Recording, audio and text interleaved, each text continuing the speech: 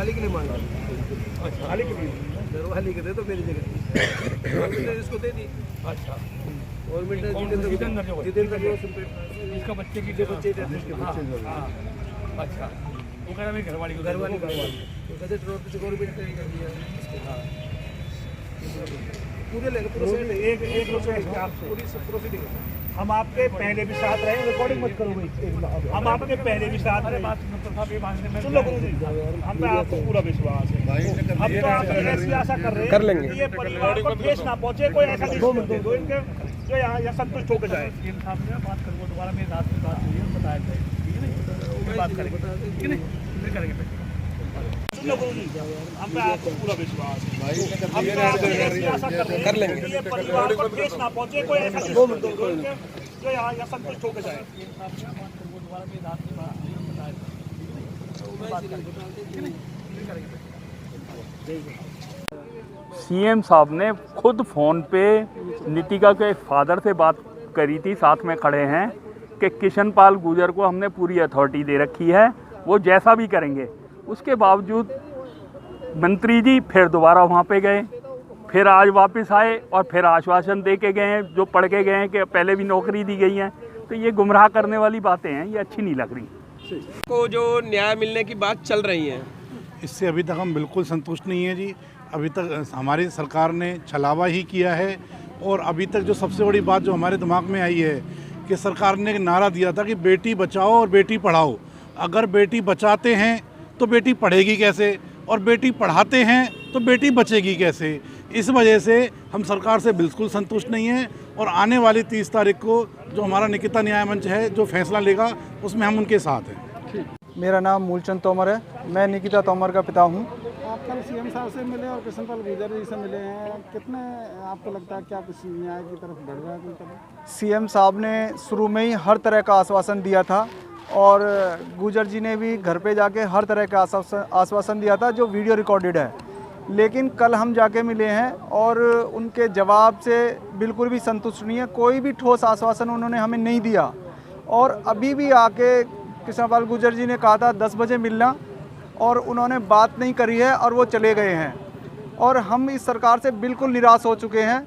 और अब हमारा तो अगला कदम आत्महत्या का ही होगा। हम 3 प्राणी हैं, अगर सरकार हमारे नहीं जागती है तो हमारी मौत का जिम्मेदार ये सरकार होगी। एक परिवारों की आप मामा हैं, उनके वकील हैं, और आज कृष्ण पाल गुर्जर से मिलने की बात हुई थी, क्या रहा, थोड़ा सा खुलकर बताइए। हमें 15/1/2020 को कृष्ण पाल मंत्री जी का मेरे पास फ़ोन आया था कि आपकी 18 तारीख को शाम को 7 बजे सीएम साहब से मुलाकात कराएंगे। ठीक, मैं और मेरे रिश्तेदार नीतिका के फादर मदर भाई और हमारे साथ और हमारे खेमी सरपंच वीरेंद्र गौड़ जी और महिपाल सरपंच DK सिंह, हम 10-12 आदमी मिलने के लिए हरियाणा भवन गए थे। जब हमारे हरियाणा भवन पहुँचे तो हमारे से आध घंटे पहले ही हमारी 3 मांग थी उनसे। जब से नीतिका का मर्डर हुआ उसके दूसरे दिन से हमारी 3 मांग थी मेन।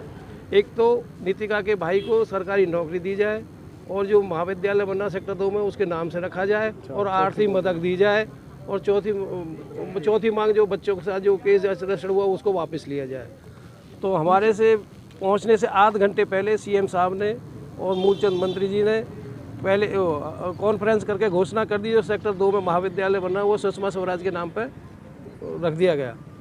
दूसरा, फिर हम सीएम साहब के अंदर गए, मिले, तो सीएम साहब ने कहा हमसे कि सरकारी नौकरी हम दे नहीं सकते। मैंने कहा कि आप सरकारी नौकरी पहले दे चुके, कहाँ पे दे चुके? मैं सुनपेड़ कांड में आपने जितेंद्र को नौकरी गजट नोटिफिकेशन दे रखा, मेरे पास RTI की उसकी नकल है, मैं आपको वो पहले हमारे को नकल दे देना, मंत्री जी को सुबह नकल दे देना। तो वहाँ से फिर उन्होंने आर्थिक मदद के लिए हमें कुछ नहीं कहा। तो हमारी जो 3 मांग थी वो में से एक भी मांग उन्होंने पूरी नहीं की।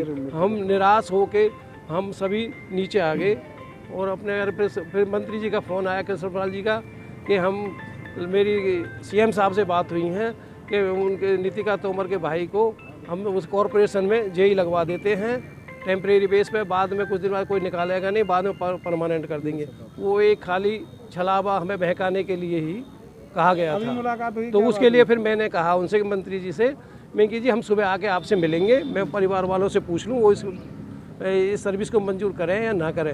अब हम सभी उनसे मिलने के लिए यहाँ आए थे, हमसे कहा था आप आ जाना 10 बजे। हम पहुँच गए यहाँ पे और हमने वो जो गजट नोटिफिकेशन जो जितेंद्र को दे रखा है तो वो हमने उनकी कॉपी दे दी और आपके सामने जो उन्होंने हमसे जो बात की उनके बाद में मैं घोषणा करूँगा। जो वकील साहब चाहे आप मुख्यमंत्री और कृष्णपाल गुर्जर से, देखो फिलहाल तो हम संतुष्ट है नहीं। हरियाणा सरकार ने हमारे साथ जो हमें बहका के रखा 2-3 महीने से कि हम आपकी मांगों को पूरी करेंगे, तो हमारी तीनों में से कोई मांग पूरी नहीं हुई, इसलिए हमारे साथ तो धोखा हुआ है।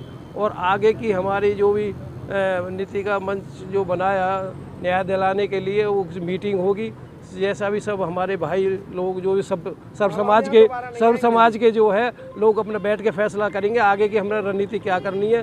धरना प्रदर्शन करेंगे, भूख हड़ताल करेंगे, जो भी हमारे बस की होगा हम वो करेंगे। ये मीटिंग चलती ही रहेंगी या कुछ होना भी है ना? अब हमें सरकार से हमारा विश्वास उठता जा रहा है, क्योंकि हमें कोई अनाउंसमेंट हमारे लिए कोई की नहीं गई। जब अनाउंसमेंट ना की गई तो हम विश्वास क्या करें? विश्वास हमें अब नहीं है। क्या रणनीति रहने वाली है? अब रणनीति ये कि हमारी जो सर्व समाज इकट्ठा होकर पंचायत करेगा उसमें निर्णय लिया जाएगा आगे हमने क्या क्या कदम उठाने हैं।